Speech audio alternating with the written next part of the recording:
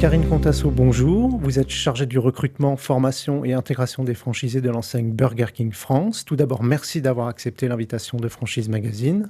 Bonjour Vincent, c'est un plaisir.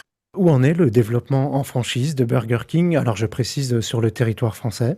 Bien, nous en sommes aujourd'hui à 505 restaurants, donc à cette date-là, 19 octobre 2023. Donc, on continue notre développement au même rythme que nous l'avons toujours fait, c'est-à-dire que nous ouvrons entre 50 et 75 unités par an. Le marché français du burger est de plus en plus concurrentiel, en ce sens qu'il y a de nombreux réseaux existants et de nombreux réseaux qui apparaissent. Quels sont les atouts de votre marque dans ce contexte? Alors, les atouts de Burger King, ils sont assez simples. En fait, on part du principe que c'est à nous d'être les meilleurs, en fait, tout simplement. À nous de prendre soin de nos clients, à nous d'être inventifs et de continuer à progresser, à proposer des choses nouvelles, à répondre à l'attente de nos clients et en ayant des franchisés qui opèrent localement, qui sont impliqués dans la vie locale et qui ont à cœur de représenter la marque et de respecter, de représenter cette enseigne. Il me semble que le groupe Bertrand, qui développe en master franchise Burger King sur la France, s'est récemment réorganisé. Est-ce que maintenant le recrutement des franchisés Burger King est un peu mutualisé avec les autres enseignes du groupe? Non, pas à ce jour. L'organisation à ce jour reste la même, c'est-à-dire que, oui, bien sûr, on va mutualiser, certaines choses, mais pour l'instant, on est en tout début de réorganisation.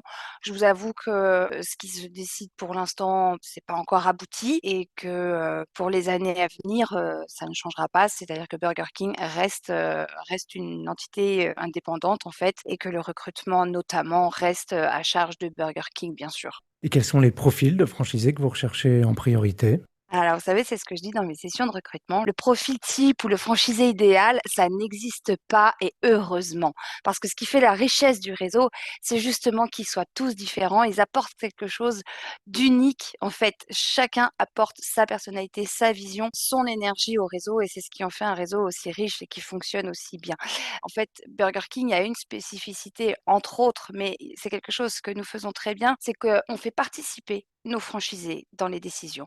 On les écoute parce que ce sont eux qui sont sur le terrain, donc ce sont eux qui connaissent le mieux les attentes de nos clients et il est primordial que nous puissions effectivement les écouter, les entendre et que leur voix compte dans les décisions qui sont après faites pour la marque entière. Est-ce que vous privilégiez les franchisés multisites avec plusieurs restaurants?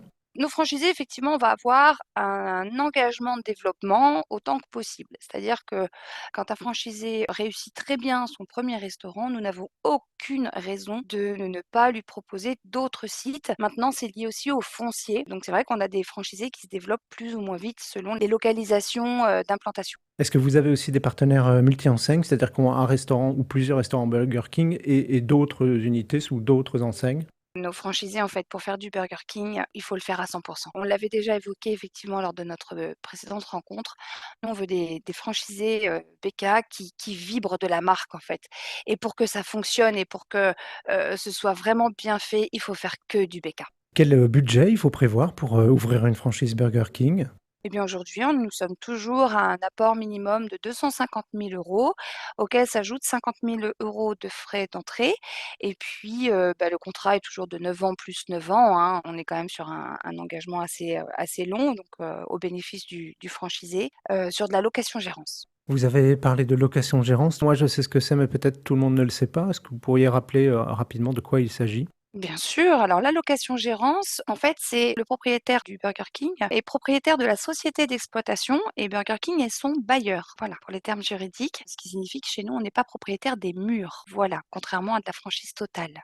D'accord, merci pour cette précision. Burger King est une enseigne qui communique beaucoup au niveau national et j'imagine au niveau local. Comment est financée cette communication? Par le biais d'une redevance? Oui, comme toutes les enseignes, en fait, il y a différents systèmes, mais il y a des communications qui sont initiées par le siège, notamment tout ce qui est audiovisuel, bien sûr, parce qu'on ne peut pas, comme chaque restaurant ne pourrait pas communiquer au niveau national, ce serait hors d'atteinte et puis, par contre, au niveau local, au sponsoring, tout ce qui est implication locale, ce sont les franchisés, en fait, qui gèrent en direct. Ils sont accompagnés par, des conseillers marketing mis à disposition par la marque, mais ils sont tout à fait aptes à communiquer, tout seuls, bien sûr. Quelle catégorie de ville et d'emplacement vous ciblez en priorité? Je pense notamment aux tailles de ville.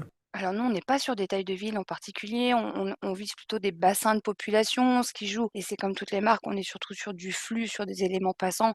Juste la taille d'une ville, en fait, ça veut pas dire grand-chose et je citerai pour exemple un Burger King qui est installé dans une ville qui fait 3 500 habitants et qui cartonne tout simplement parce qu'en fait la ville elle rayonne, et qu'il y a, zone de chalandise qui est assez importante et du coup en fait, bah, voilà, c'est toute l'ambiguïté en fait du choix des terrains.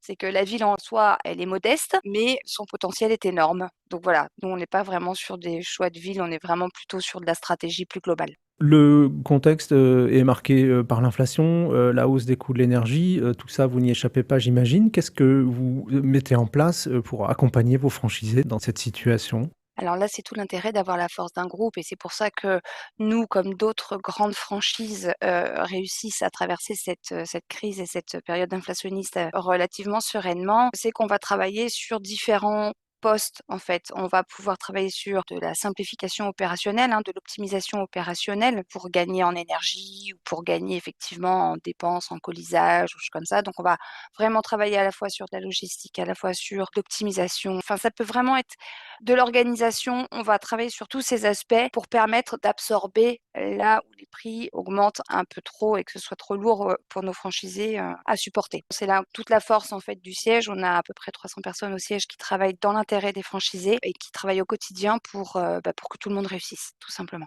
Et pour finir, quels conseils donneriez-vous à un porteur de projet qui hésiterait à se lancer, avec votre enseigne? Il faut jamais hésiter de toute façon, même si c'est pour de la prise de renseignements, il faut jamais hésiter à rentrer en contact avec nous. Bien sûr, il faut avoir un projet un petit peu cohérent, donc c'est logique. Donc, c'est vrai que si on n'a pas l'apport personnel, bah, ça va être un petit peu plus compliqué, enfin ça va être même très compliqué, il faut pas se mentir.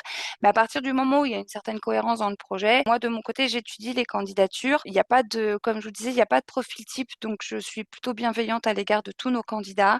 J'essaie d'apporter une réponse autant que faire se peut et dans des délais qui sont convenables. Mais voilà, faut pas hésiter, on peut venir discuter, évoluer sur son avis. Peut-être que ça collera, peut-être que ça collera pas. Mais ça, c'est pas grave. De toute façon, ça fait avancer dans la réflexion du porteur de projet. Donc n'hésitez pas, contactez-nous. Le message est passé. Karine Contasso, je vous remercie. Je rappelle que vous êtes chargée du recrutement, formation et intégration des franchisés de l'enseigne Burger King pour la France et que votre actualité est à retrouver notamment sur les sites Franchise Magazine et AC Franchise.